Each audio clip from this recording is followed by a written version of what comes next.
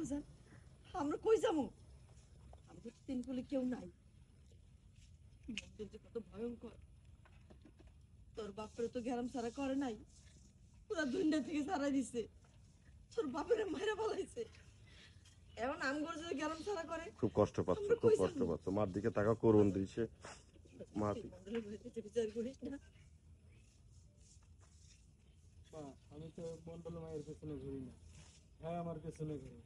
হ্যাঁ আমার কয় আমি যদি আরে ভালো না বাসি তাহলে হ্যাঁ বিষ খেয়ে আমার আগে দিবে।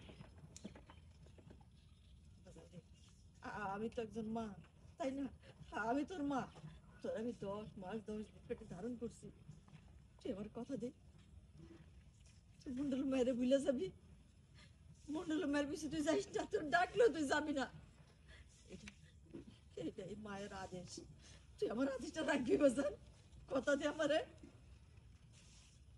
ও মা, আমি তোমার জন্য সব করতে পারি।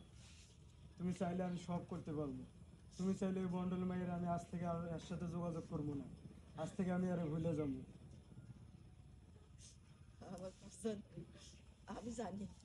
আমি জানি তুই আমার কথা রাখবি। এটা টুতে যাবি, টুতে যাবি।